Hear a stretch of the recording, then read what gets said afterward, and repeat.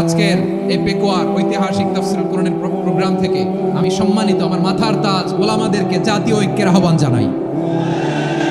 পেকুয়ার এই ঐতিহাসিক তাফসীরুল কোরআনের প্রোগ্রাম থেকে আমি আমার সম্মানিত রাজনৈতিক ব্যক্তিবর্গদেরকে জাতীয় ঐক্যের আহ্বান জানাই। অনেক হয়েছে আর না। আধিপত্যবাদকে রুখে দিতে হলে, বাংলাদেশের বিরুদ্ধে যে কোনো ধরনের ষড়যন্ত্রকে রুখে দিতে হলে জাতীয় ঐক্যের কোনো বিকল্প নাই। চিল্লায় বলো ঠিক কিনা? আমার প্রিয় ভাইয়েরা, আমার ভাইয়েরা, আর কাদা ছুড়ি করবো না ইনশাআল্লাহ। বলেন আল্লাহুম্মা ফারশাদ। আল্লাহ তুমি সাক্ষী থাকো, আল্লাহ তুমি তৌফিক দাও। আওয়াজ করে পড়েন আমিন। আর একে অন্যকে কাফির বলে গালি দিব না, ঠিক কিনা বলেন? রাজি আছেন? ধ্বংস করে দিয়েছি আমরা আমাদেরকে। আপনারা হালাকু খানের নাম শুনেছেন?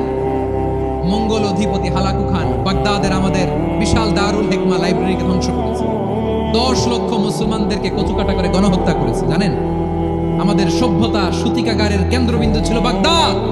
ইরাকের বাগদাদে যেদিন সে রক্ত নিয়ে হোলি খেলা করে, রক্তের হোলি খেলা যেদিন হয় ওই দিনও বাগদাদে বাহাস চলতেছিল। আমাদের বাহাস কি চলতেছিল? আপনাদের এলাকায় বাহাস আছে? এই প্রচলিত বাংলাদেশে যে বাহাস, এটার সাথে ইসলামের কোনো সম্পর্ক আছে? এই পর্যন্ত বাহাসের পরে পরাজয় বরণ করছে এরকম কোনো দল আপনারা পাইছেন? আমি পাই নাই। প্রত্যেক দলই বাহাসের পরে সংবাদ সম্মেলন করে বলে আমরা জয়লাভ করিয়াছি, ওনারা পালাইয়া চলিয়া গিয়াছে। আছে না নাই? কারণ সত্য জানার জন্য, সত্য মানার জন্য আসে না তো, নিজের জ্ঞান জাহির করার জন্য বাহাস করে।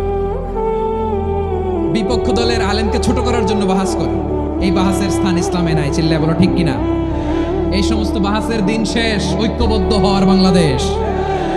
প্রিয় ভাইরা, হালাকু খান সে দারুল হিকমা লাইব্রেরি জ্বালিয়ে পুড়িয়ে এই সব দামি দামি বইগুলো, আমাদের দামি দামি ঐতিহাসিক তুরাসি ক্লাসিক বইগুলোকে দজলা নদীতে ফেলেছে। পুরা দজলা নদী কালো হয়ে গিয়েছে।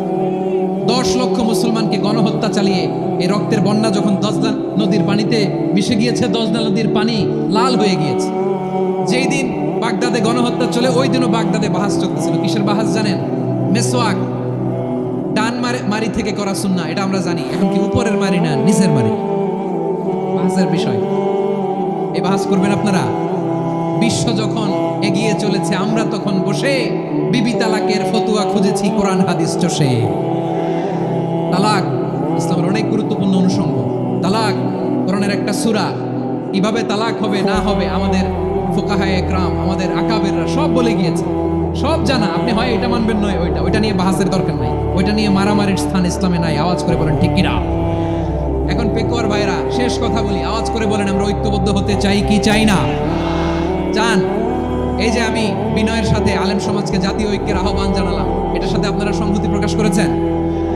বিনয়ের সাথে আজকের এই পেকুয়ার ময়দান থেকে আমাদের রাজনৈতিক নেতৃবৃন্দদেরকে জাতীয় ঐক্যের আহ্বান জানাই, আপনারা সংহতি প্রকাশ করেছেন?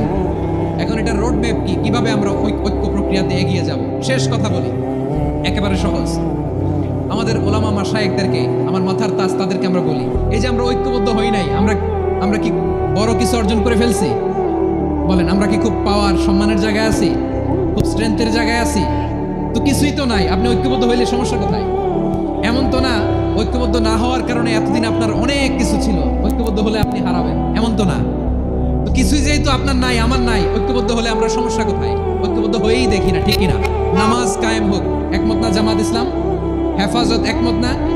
ইসলামী আন্দোলন একমত না? তাবলীগের ভাইয়ের একমত না? পীরের মুরিদেরা একমত না? আপামর তাওহীদি মুসলিম জনতা একমত না? তাহলে নামাজ কায়েম করতে হবে, নামাজ কায়েম করতে হবে। এই কমন গ্রাউন্ডে আমরা সবাই একমত, ঠিক কিনা? যাকাত আদায় করতে হবে, সবাই একমত, ঠিক কিনা? কথা নাই, কথা নাই। যাকাত আদায় করতে হবে, সবাই একমত, ঠিক কিনা? নারীদের পর্দা করতে হবে, শালীন পোশাক পরতে হবে, একমত সবাই, ঠিক কিনা? বৈষম্য বিরোধী বাংলাদেশ চাই, সবাই একমত, ঠিক কিনা? ম্যারন গ্রাউন্ড, এতে কারো কোনো লস নাই, কারো কোনো ছাড়ও দেয়া লাগবে না, কারো দরবারও যাবে না, কারো দলও নষ্ট হবে না, কারো আকীদাও নষ্ট হবে না। আমার আকীদা আমার দল আমার সব ঠিক আছে। শুধু এই বিষয়ে আমি একমত, তুমি একমত, তুমি একমত, তো আমরা সবাই একসাথে বসে জানান দিই যেগুলোতে আমরা একমত, শোডাউন করি। বাংলাদেশের যে কোনো মহাসমাবেশকে সেই দিনের মহাসমাবেশ ছাড়িয়ে যাবে। চিল্লায় বলো ঠিক কিনা?